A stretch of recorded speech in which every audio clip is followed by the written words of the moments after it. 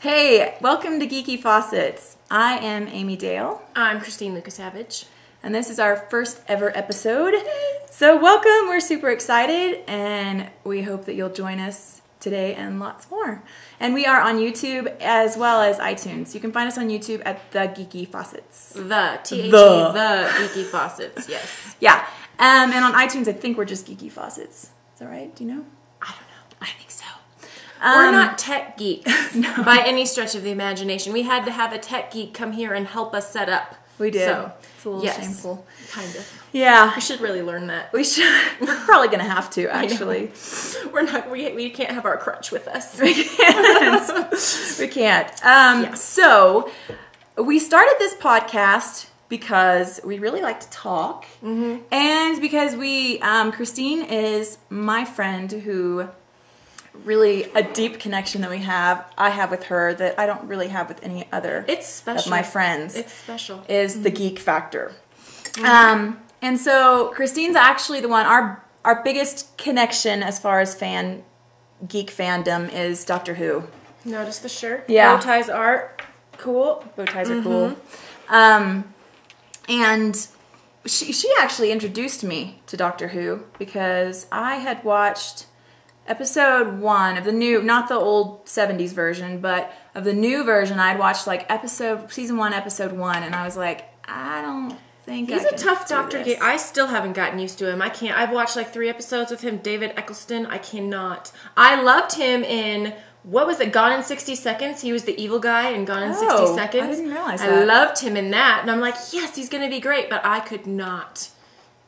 Could not get into him as the Doctor at all. She told me to skip season 1 and go to season 2, which was the best advice ever because David Tennant is the 10th Doctor. And we love him. We do love him a lot. A lot of love for David Tennant, for sure. Yeah.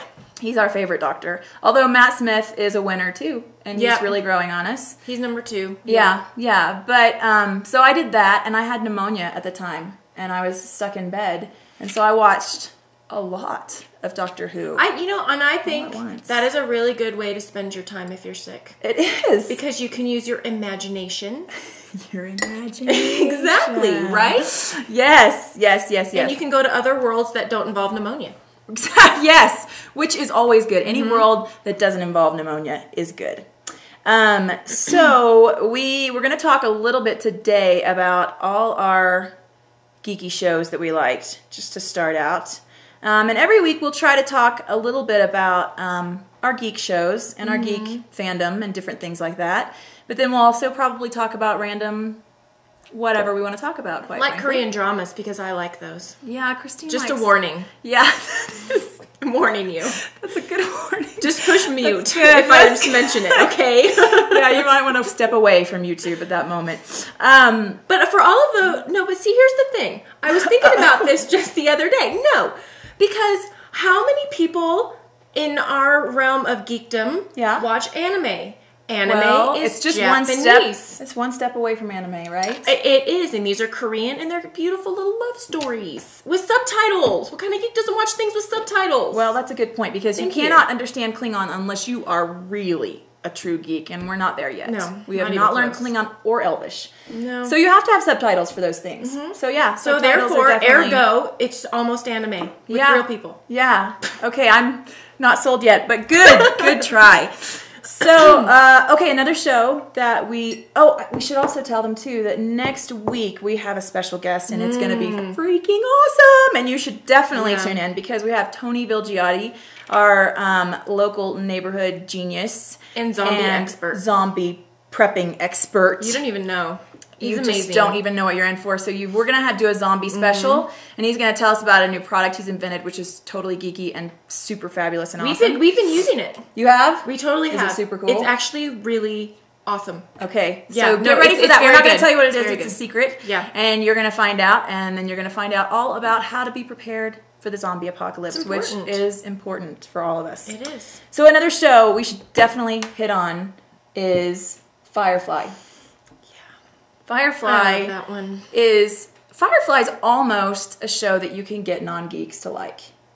You know? Like you can I mean John, my husband, is not a geek fan at all. Like It's really hard to get him involved in any sort of anything sci-fi or geeky. But he likes some Firefly. He would watch that. I don't know if Justin, my husband's name's Justin, I don't know if he ever really got into Firefly so much. I think he tolerated it, and he said he liked it, but I'm not really sure. Yeah. I don't know. Firefly is like, it's like if you take the essence of Han Solo and made a show out of it. Mm-hmm. And set it in like Western. The Western, except outer space. Outer space Western. That's a really good way to describe that. An outer space Western. Which is so much fun. Freaking awesome. It's fun. And Nathan Fillion's in it, and I'm a huge fan of Nathan Fillion. Like, huge. Yes, because he also does that Dr. Horrible Captain Hammer thing. Which if you haven't seen that, the video, it's on Netflix, it was a video I think, blog, as well. Or what is it called? Dr. Horrible Sing-Along Blog. Sing-Along Blog, and it's Neil Patrick Harris and Nathan Fillion, and freaking hilarious. Yeah, it's pretty awesome. Yes, so funny. And Nathan Fillion is brilliant in that as well. Of course, he's brilliant in everything. He's in Castle too, which I love. He's also a little pudgy in Castle, is he not? He kind of did get fat. Yeah, oopsies, Nathan. We still love you. We do. We do. There's more of you to love. I know. I still think he's adorable. I just don't even care. Yeah. I think he's totally cute. Yeah, but whatever. he is at his, top of the universe when he's in Firefly. It was like 10 years ago, too, though. I mean, 30-year-old versus 40-year-old kind of a... That's depressing, because I'm very nearing that stage. I'm apparently You're okay. Don't worry, you're okay. So, yeah, that's a really good... That's a good season for him, and it's a really good show, and Wash, who's a character on the show, is... Okay, here's the thing with him, too. I've watched a few shows with him. Okay, here's the three that are on the top of my tongue. So Firefly, and what's that Knight's Tale? Oh, yes. And then the Death at a Funeral. Oh, God. Movie. Did you watch that? I did.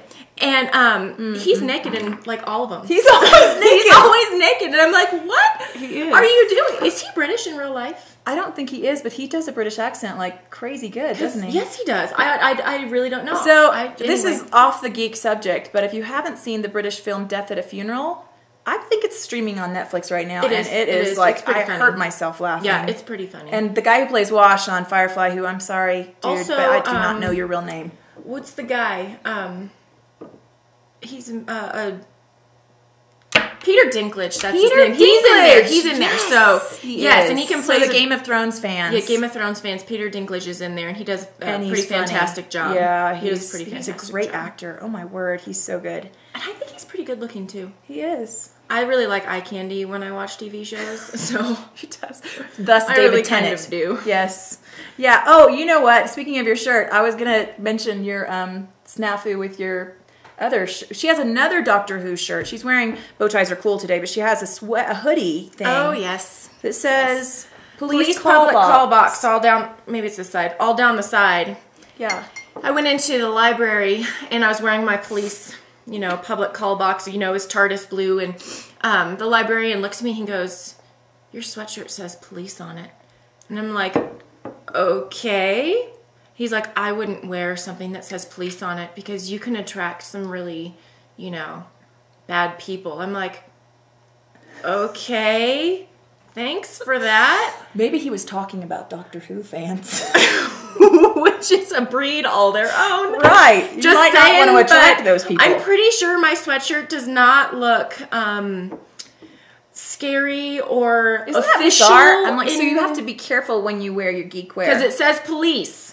So watch out. You don't know who you're going to attract. No, you don't. Or who might actually think you're a policeman, because that probably happens. Although I was in Subway. This is my favorite part about wearing Doctor Who stuff. So I was in Subway. I think it was like the week that I got my sweatshirt.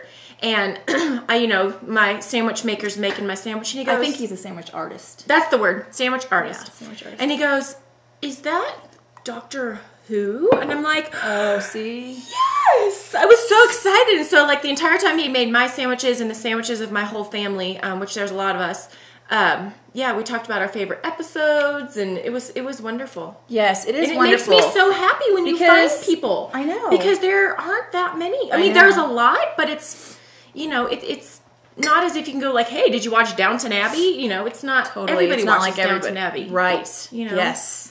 Yes, so, and it's much more obscure here. It's gaining popularity, but I do know that because specifically, yes, we're doing everything we can to make sure it gains popularity. But I saw Entertainment Weekly recently had a cover that had the 11th Doctor on it, which was fantastic, and talked about Doctor Who and the popularity. And you know, I mean, so it's gaining popularity, but it's definitely not a mainstream thing, and some people haven't even heard of it. Like, for Halloween, I didn't really wear a costume. I put tally marks all over my body, which those of you who are Doctor Who fans will know exactly what I'm talking about. But the rest of you are kind of look at me weird, and Does so she have a mental problem? Yeah, why is she writing stuff on her arms? And so that night, I saw one of my husband's friends and he said, what are you supposed to be? And I said, oh, I'm a Doctor Who character. It's the easiest way to describe it quickly. And so then later, when I saw him, I don't know, a few days later at a party or something, he said, so what Dr. Seuss character were you supposed to be? Oh, so sad. Like, no, I'm not a Dr. Can I just Seuss show you character. a clip at least? I know. So, of the Doctor? Yeah. I mean, and you know, I actually, when I was a kid, I kind of grew up watching sci-fi. Star Trek was one of my dad's favorite shows, and so I always watched Star Trek with him, with, you know, the original Captain Kirk, who I still love, still follow Shatner on Twitter and everything else. I just love him. And George Takei too, even though they don't like each other, I like them both. I think that George Takei guy is really funny. He is funny. Because I'll see stuff on Facebook. He's hilarious. So anyway, I grew up watching Star Trek, loved it, and watched it with my dad. And then he also, very occasionally, on PBS, they would play Doctor Who. The old school Doctor. My mom watched Doctor Who. Yeah, which is it the fourth Doctor? The fourth Doctor with the scarf. That's the one I remember. That one's my mom's favorite. Yeah, he was funny. And, you know, I preferred Star Trek because I think I didn't get the whole Doctor Who thing sometimes. I was like, they have a robot dog. I don't understand what's happening. It's See, I never got into Star Trek. They have weird accents. I was from Oklahoma, so I had never heard a British person in my life. I was never into Star Trek. We had some really good friends, really good neighbor friends, and I mean, they had like everything Star Trek. They had the entire series of Star Trek: The Next Generation, like all of it, the ones ever made, like all of it. And I could not get into it. I still I get it, and it's kind of fun sometimes. I like the new Star Trek, but. Like the movies? Like the movies, like the new one. Oh my word. Like I was shocked at how much I like. Have you seen the trailer for the newest one? No, but I saw a picture of Benedict. How do you say it? Cumberbatch? It's what it looks like. I I don't know. Let's just... Can somebody please tell us? Because we really don't know. We like him, but we don't know how to say his last name. We know how to spell it. I saw a picture of him like on Pinterest or whatever, and I'm like, and when I found out he was going to be on it, I'm like, well, that's one I'm going to be owning. Yes, because he's brilliant. And he's also going to be Smaug in The Hobbit. Yes, he's going to be the dragon's I'll have voice. to watch. Well, that's awesome. Yes. So, which leads us to another fantastic show, Sherlock. I love that show. And we are not talking the movies, which are great. Right. We like Robert Downey Jr. as Sherlock. That's great. But we are talking about the BBC version of Sherlock, which is freaking awesome. It's fantastic. And there's a distinct lack of episodes, though. I know. There's 3 episodes. There's 3 episodes per season, and the episodes are like an hour. They're like an hour and a half, which is awesome. Yes. But dude, give me more. No, for real. Because I feel like a season should have more than 3 episodes. I know, right? That's measly. And then they leave you with this cliffhanger that makes you want to I don't even know, throw your computer out the freaking window. We're not going to tell you what happens, but at the end of the second season, it's bad. It's just not even right. It's the ultimate cliffhanger. It's horrible. So we're still waiting. And the other thing that's great about that show is that Stephen Moffat, who is probably right now working on devising another way to bring Rory back from the dead and kill him again, is a writer for both Doctor Who and Sherlock. Okay, I'm not sure I realized that. There you go. That's why you love that show so much, maybe. It might be. Yeah, I don't even know. I think he's got something, and maybe he's just an executive producer or something. But anyway, he's got his hands in both shows, which is very cool. Well, that must be why I like them both. Yeah, I don't know. There's just something, and then there's something about Benedict Cumber. Whatever. Cumber, insert whatever your pronunciation you prefer that guy. there. Mm-hmm. There's something about his voice that I love. I wish he would make an audiobook. If you're watching this, my friend Benedict, can you make us an audiobook? No, seriously. Yeah. I've actually bought books just because the person that I like in his voice or whatever reads them. Like David Tennant He reads a bunch of Doctor Who audiobooks. And How to Train Your Dragon, right? How to Train Your Dragon. He does How to Train Your Dragon too. And he's a voice in the Pirates, the cartoon. Or the claymation. Whatever you call that. Which are great books, by the way. Yes. If you didn't know, those movies are based on a series of pirate books, of which I own all of them, and you need to read them because they're freaking funny. Yes. Long, luxurious beards. You'll just have to read the books to get it. I'm serious. You don't even know. But, no, but David Tennant does great when he reads books, and here's why. Because you're sitting there holding a phone. You're listening. You're sitting there listening, and he'll start off, and he'll do, like, the voices, like the actual voice of Rose or Mickey or Rose's mom, and you actually think it's them because he sounds like them. He does? Like he has... girl voices?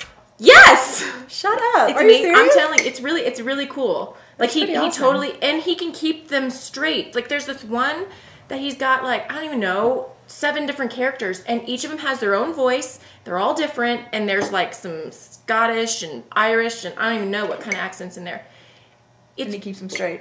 He does. Because see, this is an issue for me because I love to read out loud to my kids, and I always do character voices, but sometimes I may just forget what a character's voice sounds like. I mean, unless it's like Harry Potter, where I know I've seen movies and I have some sort of context for what they sound like. If I'm reading something like, you know, one of the Redwall books or, I don't know, whatever, the Wombles. That's hard. Then I, like, have this character voice, and I'm like, oh, that's awesome. That fits that character perfect. And then the next time I come to one of their lines, I'm like, what was that awesome voice that I did?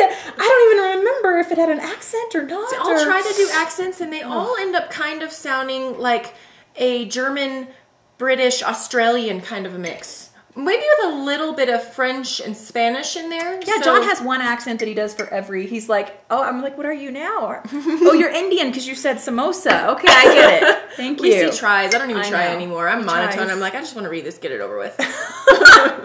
This is your bedtime story. The more boring I make it, the more faster tired you go to sleep. Be. Yeah. Well, yes. I'm just saying, that is a good point.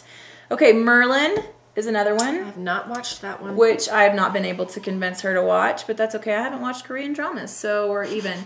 I'm sure Merlin might be a little bit better. Merlin has a high cheese factor, for sure. So do dramas. Korean dramas. Cheese factor's probably a little higher. Yeah, it's got a high cheese factor, but I love that show. And the thing I like about it, now, my youngest can't watch it with me yet because it's still a bit scary, but the other kids love it too. And so it's really fun because we can all watch it together. Which is great, because the older kids watch Doctor Who with me, but you know, some of these shows, like Firefly, for instance, not okay children appropriate. Not so much. No, yeah, I started actually trying to watch the first episode with Anna.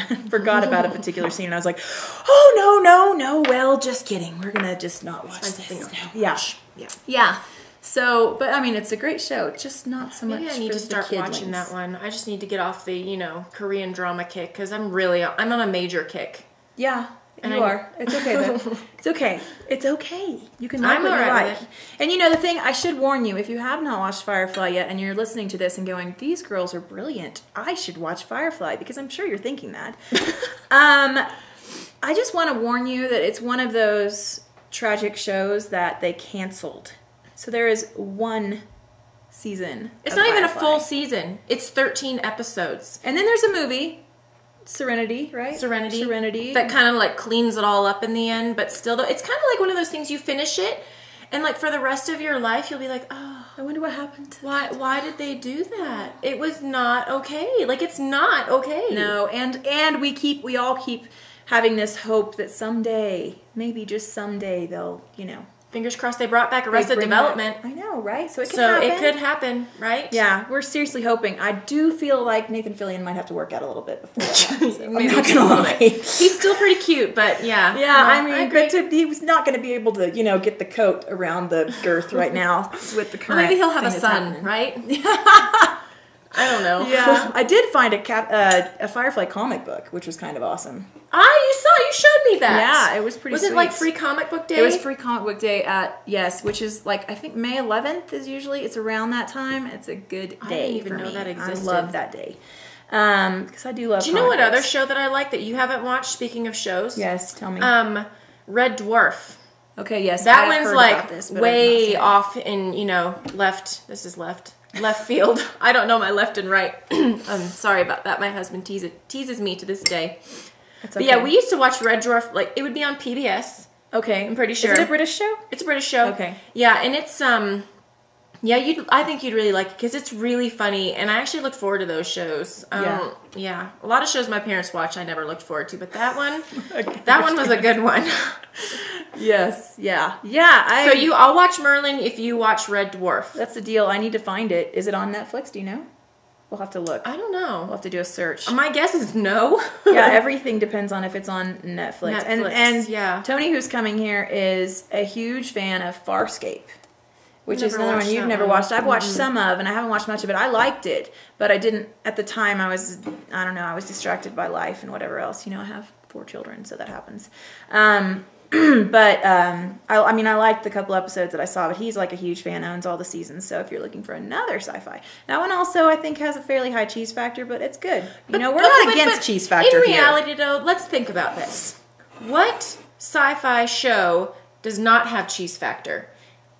Good luck with that. Well, that is a good point. If anybody can find one and let us know, I don't know. You'll win 10 special drip Geeky Faucet points. I don't know. I have nothing to give you but dripping points. You'll win our esteem, right, or something.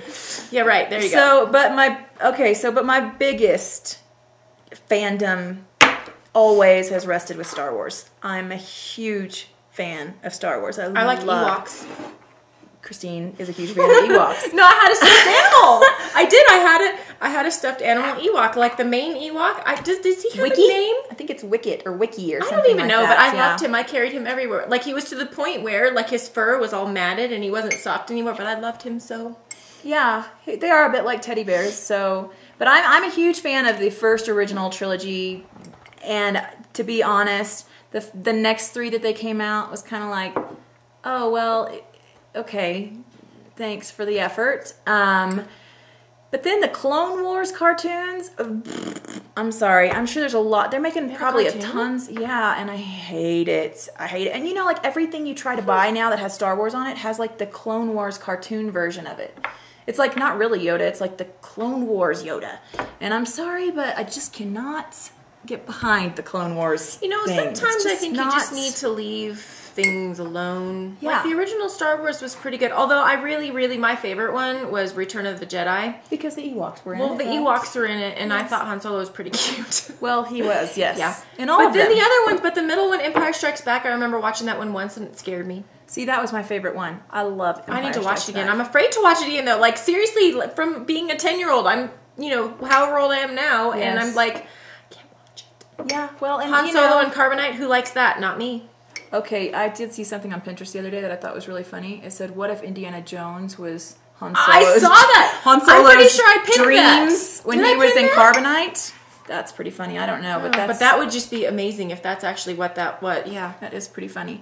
So, but there is news about Star Wars lately, which is, of course, Disney bought Star Wars, which I was like, okay, I don't care. It already feels like Disney owns it because of the stupid Clone Wars cartoon. But then... they talked, there was rumor about they're going to make another one, like episode 7. And then I got very nervous because how are they going to screw it up? I felt like, please don't do Jar Jar Binks to us again. Who's annoying. Yeah, they will. Sure. So Jar Jar Binks, let's just hope that there's nothing like that again. But they just recently announced, I guess just a few days ago, that they have officially selected J.J. Abrams. There's hope, because isn't he the guy that did Star Trek? He is, and honestly, I was extremely excited when I heard about this, because I was like, wait a second, I mean, that takes it to a whole new level. I was very skeptical before, but I'm feeling fairly hopeful now. I'm hopeful too, because I was never a huge fan of Star Trek. I mean, it was okay and all. Star Wars. Is that what you meant? Star Trek. Oh, Star Trek. No, you're talking about the other ones. I'm talking about, yeah. Yes. So I was never a huge fan of Star Trek like the original ones. But one day I decided to watch like the new Star Trek directed by J.J. Abrams. I love that's one movie that I kind of keep on my iPod or my iPhone, and I watch it repetitively because it's so good. It's so good. It. Like, it was unexpected. It was, which is really great. The thing that he really did well. He did a lot of things well, but he captured the essence of the characters, which I loved because he didn't, he didn't have the actors that necessarily looked exactly like him. But they were Zachary close, Quinto looked a lot like Spock. And then Bones. Yeah, but See, Bones didn't look that much like him, but oh I my thought God. he looked like him a little. Well, I thought he acted Oh my word. Just totally captured the essence of it, and it was amazing. So I was very impressed with that and thought, well, maybe there's hope. I think there's hope. I don't think he'll screw it up. I'm holding out. Now that I say that. We'll see. Yeah, maybe I should knock on wood or something. Yes, we got wood right here. Right? We're hopeful. Cautiously hopeful. JJ, don't fail us. I don't even think I watched all of the other Star Wars ones because I watched one of the new Star Wars ones and I'm like, it's kind of the problem with new stuff now is they have all the CGI and like they have too many epic battle scenes. Do you know what I mean? Yes, Christine is not a fan of epic battle scenes. I am, but not 15 of them in one. Like The Hobbit. Okay, The Hobbit. This is why she doesn't like the Lord of the Rings movies in general because there's a lot of battling. But and it's okay. Battles are okay, but every 5 minutes, like I get it. The orcs and the hobbits, they don't get along. I understand. Okay. But I don't need to see it every 3.5 minutes, And then in the Star Wars, the one I remember, I don't even remember what the name of it was, but they're always like fighting. I'm like, we don't need to make it last 10 minutes either. Like, I get it. I really do. Yeah, but I think the thing is, you're not a 10-year-old boy. Because that's the part that they rewind and watch over and over again. This is true. Dude, did you see that part when he just like flipped off that ledge and then used his lightsaber to cut that guy's head off? That was so freaking awesome. See, that's pretty cool. Like when it happens like that, but then we have everybody punching and you're like, oh, yeah, I'm over it. Get me some conversation or something. Well, that's when you watch Downton Abbey if you're looking for dialogue. But I do think the occasional fight scene is good, but when it makes a movie 3 hours long, that's when I have a problem. Yeah, well, you should not read Lord of the Rings, for the record. No. Because if you think watching a battle scene is rough, reading it is... Oh, I know. For me, because I get confused. He's like, they came in from the north. I cannot tell what the north is, like, if I'm looking at a compass. But so see, but the difference between movies and books... in my head. But the difference between movies is books. In books, you can just sit there and like, okay, there's the end. And then, you can just sit there and skim the whole thing. In the movie, you have to watch every minute of and you're like, please, let's move on. Yeah. Yeah, as I said, Christine. It's time to move on. No battle scenes for Christine. She likes them. Little bits. Little bits of battle scenes. Short battle scenes. Yes. Okay, so thank you so much. If you listen to this whole podcast, well done. I know, nice work. Thank you. Thanks for sticking with us. We had a great time, and we hope you did too. And we really hope that you come back next week because it's going to be so good. Fabulous. You're not going to regret it. You are not going to regret it. You're totally going to want to hear about this new invention, which is so awesome. And Christine's already been trying it out, so they can tell you all about it. And Tony Vilgiotti will inform you all about zombies and how to be prepared and what weapons and what stuff you need. So yeah, it's going to be good. Awesome. So we'll see you next week on Geeky Faucets. Bye-bye.